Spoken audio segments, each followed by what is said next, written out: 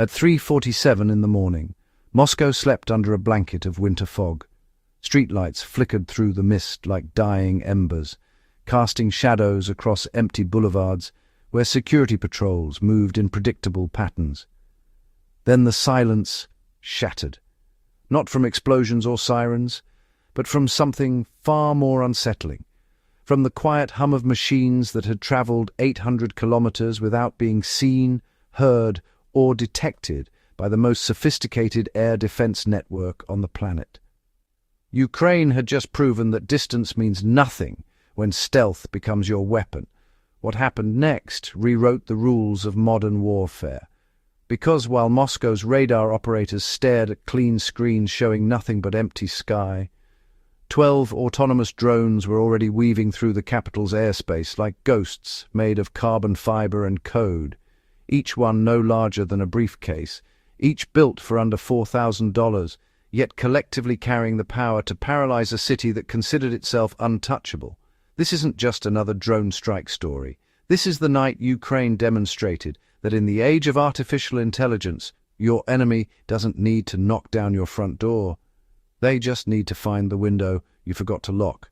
The attack began 72 hours earlier in a basement laboratory outside Kiev, where engineers worked by candlelight to solve an impossible equation. How do you penetrate the most defended airspace in Europe using technology that costs less than a luxury car? The answer wasn't bigger warheads or faster engines. It was patience coded into silicon and wrapped in stealth technology that made billion-dollar radar systems see nothing but electronic snow. Moscow's air defense grid spans 3 concentric rings. The outer perimeter reaches 400 kilometers from the Kremlin, monitored by S-400 Triumph batteries that can track objects the size of golf balls. The middle ring deploys Panzer S-1 systems, designed to intercept everything from cruise missiles to small aircraft. The inner sanctum relies on electronic warfare domes that jam GPS signals and disrupt communications across every known frequency band. On paper, nothing should penetrate this fortress. In reality, the fortress had a flaw that no engineer anticipated. It was designed to stop the weapons of yesterday, not the shadows of tomorrow. Ukrainian operators spent weeks studying satellite imagery, not of military installations, but of something far more mundane: commercial flight patterns, weather data, even the schedules of street cleaning trucks. Because modern stealth warfare isn't about avoiding detection. It's about becoming invisible by hiding in plain sight. The drones launched from 3 separate locations along Ukraine's northern border, not in formation, not as a swarm, but as individual hunters following predetermined paths calculated down to the centimeter. Each carried a different mission profile stored in quantum-encrypted memory banks that couldn't be hacked, jammed, or intercepted. The first wave consisted of 4 decoy units designed to trigger Moscow's early warning systems at exactly 2:15 a.m. These weren't meant to reach their targets. They were digital sacrificial lambs programmed to create the electronic signature of incoming cruise missiles. When Russian operators detected the threats, standard protocol demanded immediate response. Surface-to-air missiles launched within 90 seconds, tracking the decoys with lethal precision. What happened next was beautiful in its simplicity. The decoys didn't try to evade. They transmitted false telemetry data that made them appear larger and faster than reality.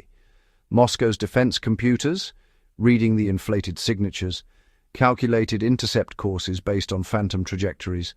The missiles struck empty air while the real targets flew beneath the chaos, masked by the electromagnetic storm of their own creation. Meanwhile, the second wave of 8 stealth drones approached Moscow from the northwest, riding the thermal currents created by the city's industrial heating systems.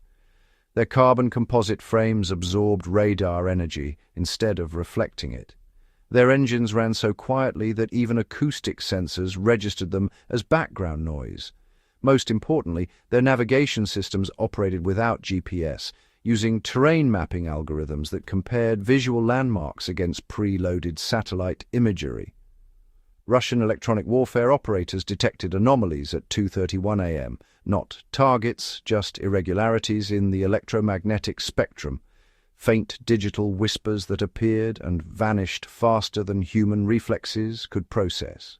By the time senior officers were alerted, the ghosts were already inside the city limits, threading between high-rise apartments and government buildings, like mechanical predators stalking through concrete jungle. The third and final wave launched 40 minutes behind the others. These 4 units carried the real payload. Not explosives designed for destruction, but something far more sophisticated. Electronic warfare packages that could penetrate hardened communication networks and extract classified data in real time. Their mission wasn't to destroy Moscow's infrastructure. It was to prove that Ukraine could reach into the heart of Russian power and touch whatever they wanted.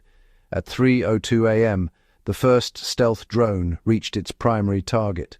The Lubyanka building, headquarters of Russia's Federal Security Service, stood like a monument to surveillance and control in the center of Moscow. Its rooftop bristled with communication arrays and satellite dishes that connected the FSB to intelligence networks spanning from Kaliningrad to Vladivostok. The drone didn't approach from above where anti-aircraft systems expected threats. Instead, it climbed the building's exterior wall, using magnetic clamps to scale the concrete surface like a mechanical spider. Security cameras tracked its movement for exactly 3 seconds before the drone activated its electronic countermeasures, creating a localized blind spot in the surveillance grid.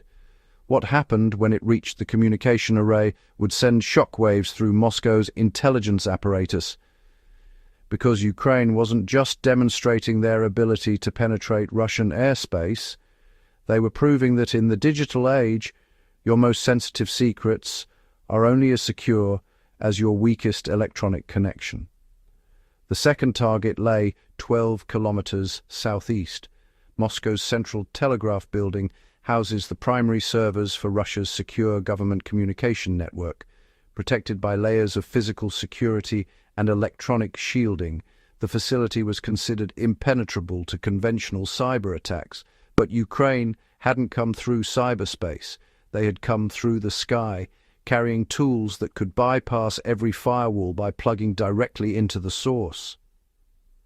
The third drone reached its destination as Moscow's emergency response teams scrambled to understand what they were facing. Government communications centers across the capital reported intermittent signal disruptions lasting exactly 4.7 seconds each. Too brief to trigger automatic alarms, too precise to be random interference. The pattern suggested something far more troubling than equipment failure. It suggested intelligence gathering on a scale that made traditional espionage look primitive. Inside the Kremlin's crisis management bunker, officials watched their secure networks flicker between operational and compromised. Data streams that should have been isolated behind multiple layers of encryption showed signs of external access. Not the brute force attacks they trained for, but surgical extractions that left barely any digital fingerprints. Like a master thief who photographs documents instead of stealing them, leaving no evidence except the knowledge that someone had been there. The fourth stealth drone approached its most audacious target, the Ministry of Defense complex in Arbatskaya, where Russia's military command structure coordinated operations across multiple theaters of conflict. The building's electronic warfare defenses operated on frequencies that could disable most unmanned aircraft within a 2-kilometer radius. But Ukraine's engineers had studied those frequencies for months, designing countermeasures that turned Moscow's own defensive systems into navigational aids. At 3:18 a.m., the drone penetrated the ministry's airspace by mimicking the electromagnetic signature of authorized maintenance equipment. Security protocols recognized the digital handshake and granted access to restricted zones. What followed was a demonstration of technological superiority that would haunt Russian military planners for years to come. The machine didn't need to breach physical barriers or hack computer networks. Instead, it deployed microscopic sensors that could detect electromagnetic leakage from secure communication lines. Every classified conversation, every encrypted message, every strategic discussion created subtle electrical fields that escaped through cable shielding and building materials.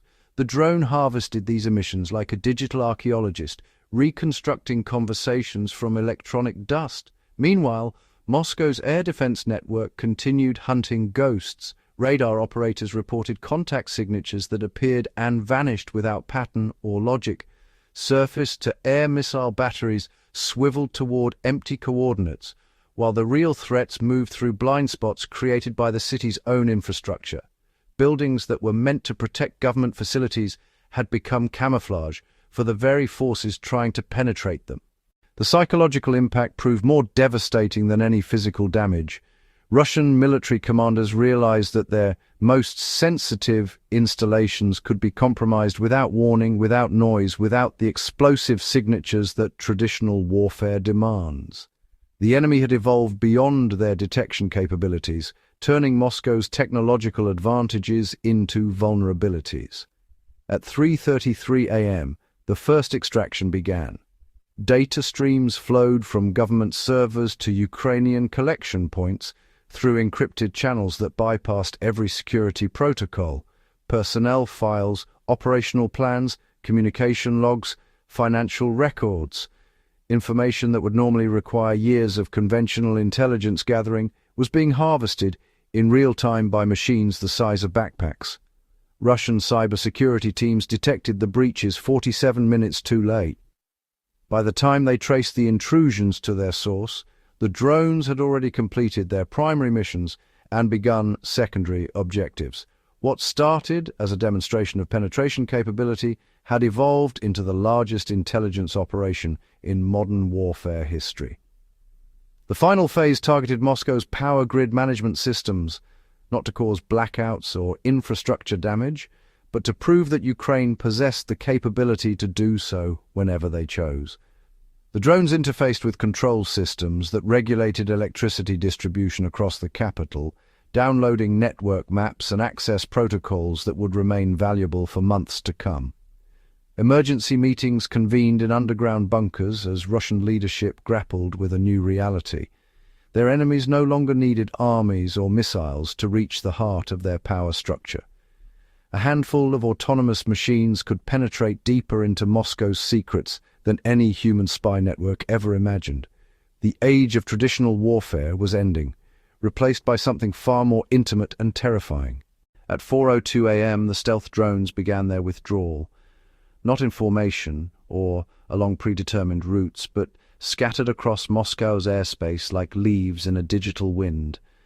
Their mission profiles updated in real time, analyzing sensor data to identify the safest extraction paths. Russian interceptors launched in pursuit, but they were chasing shadows that had already dissolved back into the electronic noise of the sleeping city. The last drone crossed back into Ukrainian airspace at dawn, carrying terabytes of classified information and proof that the most defended city on Earth was vulnerable to enemies who understood that modern warfare isn't fought with bullets and bombs, it's fought with code and silence and the patient application of technology that makes traditional defenses obsolete. Moscow woke to a morning that looked exactly like the previous day. No explosions had shattered windows, no buildings had collapsed, no casualties filled hospital corridors, yet everything had changed, because Ukraine had demonstrated something far more powerful than destructive capability. They had proven that in the digital age, your most dangerous enemies are the ones you never see coming. By sunrise, the world had shifted on its axis without a single explosion.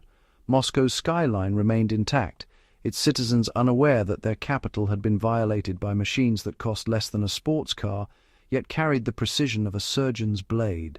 The 12 drones had vanished like digital phantoms, leaving behind only the quiet terror of absolute vulnerability. This operation proved that modern warfare no longer requires overwhelming force or massive budgets. It requires patience, intelligence, and the willingness to rewrite the rules while your enemy still plays by yesterday's manual. Ukraine had turned Moscow's greatest strength, its technological fortress, into its most exploitable weakness. The question isn't whether this changes everything. The question is whether you understand what everything means now.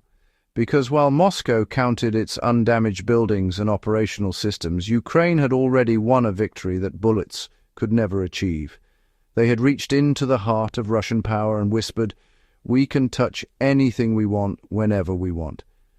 In the age of autonomous warfare, distance is an illusion, and walls are just suggestions. The battlefield isn't where armies meet anymore, it's wherever your enemy decides to make it.